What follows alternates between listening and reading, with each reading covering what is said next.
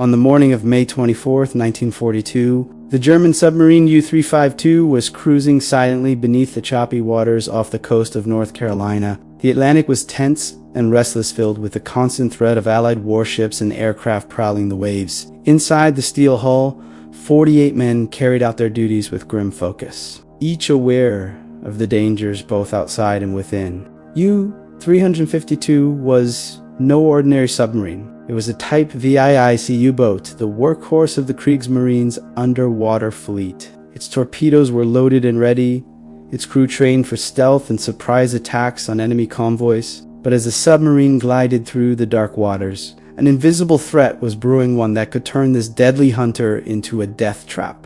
Below decks, in the cramped battery compartment, a silent leak began to release a deadly gas. The chemical reaction of seawater with the submarine's lead-acid batteries created chlorine gas, a poison that spread quickly through the confined space. The men in the U-boat were trained to face enemy fire, but this internal menace was far more insidious.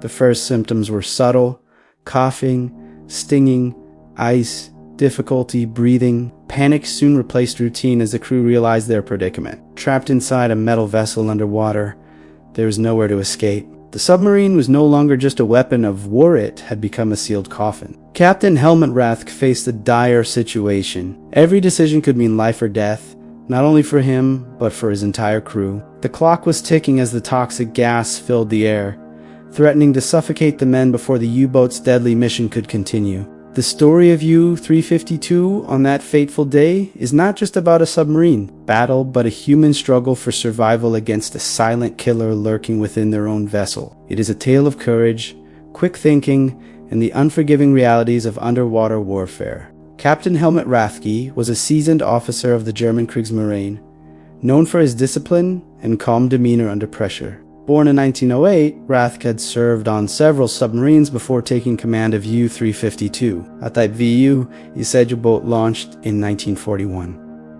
By 1942, the Battle of the Atlantic was at a crucial point, with both sides fighting fiercely for control of vital shipping lanes.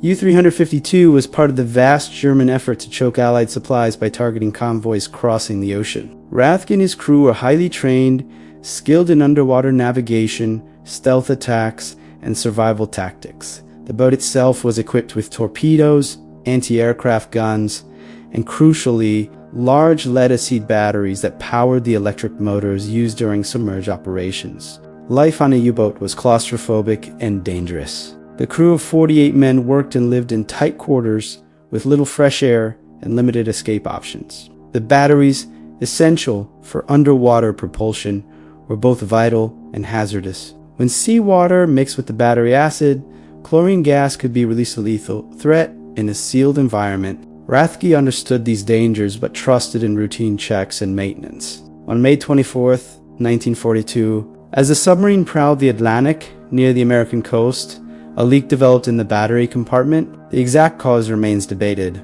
but the result was clear. Chlorine gas began to fill the submarine's lower decks. The crew quickly became aware of the invisible poison. Panic mixed with training as sailors donned gas masks or tried to ventilate the compartments, but the confined space worked against them. Communications were strained. Fear spread silently beneath the steel hull. Captain Rathke's leadership became critical. With the crew's lives at risk, he faced impossible choices: surface the submarine and risk detection by enemy forces, remain submerged and risk suffocation. Each option carried deadly consequences. As the hours passed, the U-boat's mission was overshadowed by the urgent battle against a threat no enemy torpedo could inflict. The fight was now against time, chemistry, and the unforgiving sea. Rathke's decisions, courage, and quick thinking would determine who lived and who died in the cold depths of the Atlantic. The initial discovery of the gas leak inside U-350 to set off a rapid chain of events that would test the crew's endurance and Captain Rathke's resolve to their limits. The confined submarine, designed to crush enemies underwater, became a hazardous trap where every breath was a gamble. As chlorine gas spread, sailors fought to control the situation. Some rushed to the battery compartment, desperately trying to identify the source and seal the leak. Others worked the ventilation systems, hoping to flush the poison from the air. But the stale, recycled atmosphere of the submarine made such efforts painfully slow. Symptoms among the crew intensified: burning throats, ice watering, shortness of breath. Some men collapsed, overcome by the toxic fumes. Panic threatened to overtake discipline. The U-boat was running out of safe Iran time. Captain Rathke called an emergency meeting. He understood the stakes. Surfacing the submarine would expose them to Allied aircraft and warships patrolling above a near-certain death sentence. Yet, staying submerged risked suffocation. The decision was agony. Rathke chose to surface cautiously, hoping to ventilate, and by time, as the U-boat broke the surface, lookout men scanned the skies and horizon for enemy threats. Moments later, aircraft engines roared, and enemy planes appeared, forcing Rathke to dive again, quickly returning to the deadly atmosphere inside.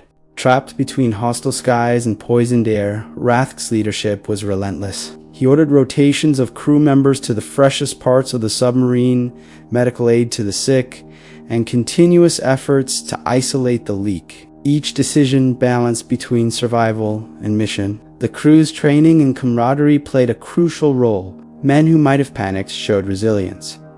Others risked their lives to assist the vulnerable. The submarines confined space-bred tension, but also forged solidarity in crisis. Hours passed as the crew battled the invisible killer. Rathke's.com voice over the intercom became an anchor, a reminder of hope amid fear. "Hold fast," he urged. "We fight not just the enemy, but the sea and the air itself." Eventually, a critical breakthrough came.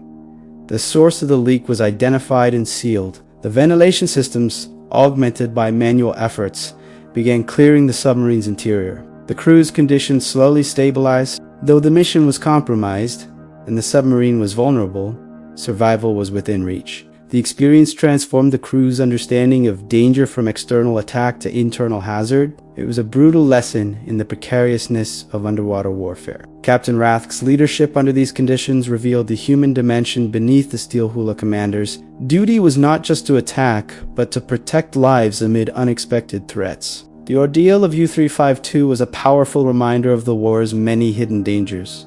Their struggle against chlorine gas was a fight for breath, for life, a dramatic chapter in the vast ocean conflict, where victory often meant survival against all odds. As the poisonous chlorine gas began to fill the cramped compartments of Captain Helmut Rathke faced a terrifying reality. The very machinery that powered their stealth now threatened to kill them all from within. The submarine, designed as a weapon of precision and terror, had become an underwater tomb. Yet, surrender was not an option, at least not yet. The impossible idea was to survive both the enemy above and the deadly gas inside without succumbing to either. The problem was stark.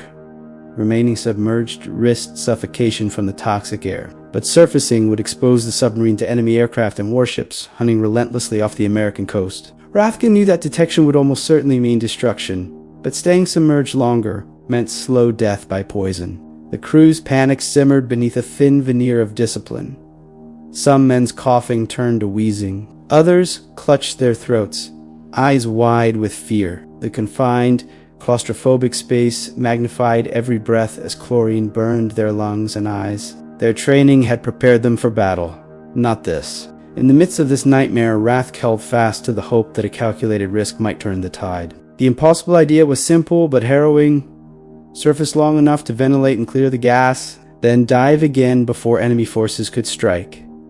It was a gamble with death on both sides, but the operation required flawless timing and nerves of steel. Every second on the surface was a chance to be spotted and destroyed. Every second submerged risked their air supply and health. The entire crew's survival depended on this delicate balance, their fate held in Rathke's hands. As the submarine cautiously broke the surface, lookouts scanned the skies with desperate eyes. The sea around was deceptively calm, but danger lurked in the form of distant aircraft engines.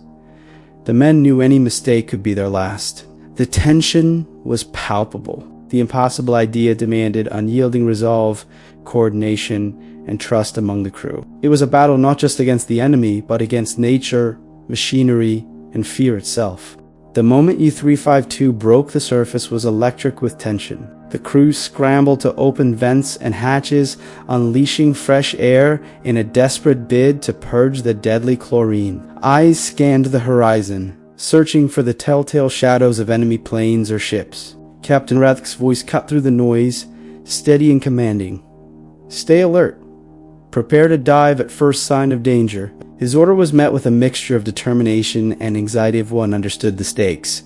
As fresh air circulated, some crew members gasped, coughing as the poison began to dissipate. Relief was immediate but fragile. The submarine's fragile surface exposure was a beacon for enemy patrols, who were known to swarm these waters. Suddenly, the roar of engines shattered the tense calm. Enemy aircraft appeared, slicing through the sky with deadly precision. Lookouts shouted warnings as the submarine's crew raced to close hatches and prepare for a rapid dive. Rathke's hands moved swiftly on the controls, commanding the boat down into the dark embrace of the Atlantic. The submarine lurched as it submerged, the sound of rushing water masking the pounding hearts inside. Below deck, the crew braced against the jolts and the uncertainty. The chlorine gas was still a threat, but now they faced the imminent danger of attack. Depth charges would soon fall, shaking the submarine violently, threatening to crush its steel hull and everyone inside. The high drama unfolded in stifling silence, punctuated by alarms and urgent commands.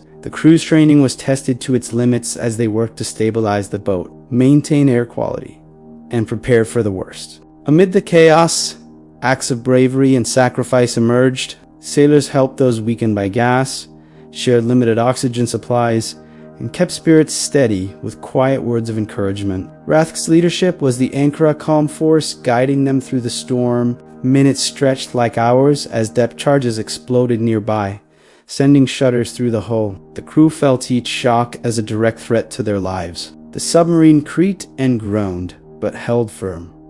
Finally, the threat passed. The U-352 remained intact, its crew battered but alive. The toxic gas was slowly purged, the submarine systems stabilized, and a fragile hope returned. This moment of survival was not just a technical victory, but a testament to human endurance, the will to live in the face of near-certain death, and the courage to face impossible odds with steady hearts. The story of U-352's battle against poison and enemy assault is a powerful reminder that war is not only fought with weapons, but with every breath, every decision, and every heartbeat beneath the surface. After surviving the harrowing ordeal of chlorine gas poisoning and a deadly enemy pursuit, the crew of U-352 faced the harsh reality of their compromised vessel and the relentless dangers of the Atlantic. Their submarine, once a weapon of stealth and aggression, had been nearly undone by a silent internal threat, one far less visible than the bombs and depth charges outside.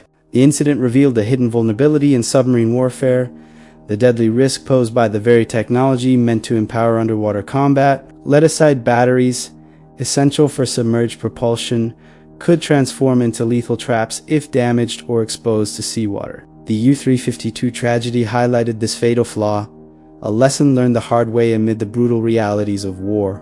For the Kriegsmarine and naval strategists, this event underscored the thin line between control and catastrophe beneath the waves. The threat was not only external firepower, but also the unforgiving chemical hazards within. This knowledge influenced future submarine designs and safety protocols, emphasizing the human cost of technical failure beyond the mechanical and tactical lessons. The story of U-352 became a testament to human endurance and leadership in crisis. Captain Aomuchi. Rathke's decisions and the crew's courage under invisible threat embodied the resilience required to survive in one of the most dangerous theaters of World War II. The incident also cast light on the psychological strain submariners endured trapped in claustrophobic metal coffins, battling both enemy forces and environmental dangers. It remains a stark reminder that warfare's greatest perils often come from within, not just from opposing guns. The story of U-352 is not only a chapter of military history, but a human story of survival against overwhelming odds. It reminds us that war is fought not just in battles, but in moments of quiet terror and unseen danger. Captain Rathke and his crew endured the unthinkable poison gas slowly filling their submarine, the ever-present threat of enemy attack, and the crushing pressure of the ocean itself.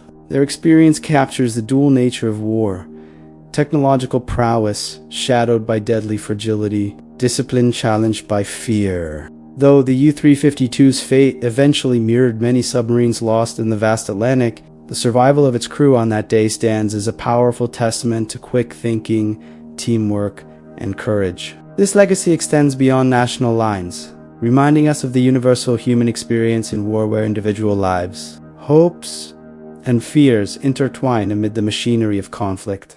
For today's audience, the submarine story offers a profound lesson.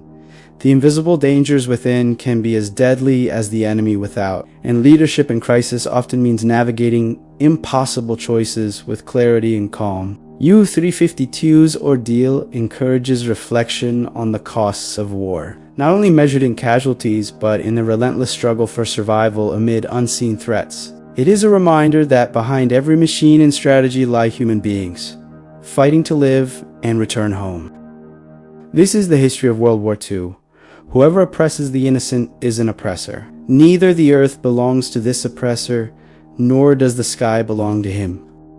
We stand, now and forever, with the oppressed. This is WWC Files. See you in the next one.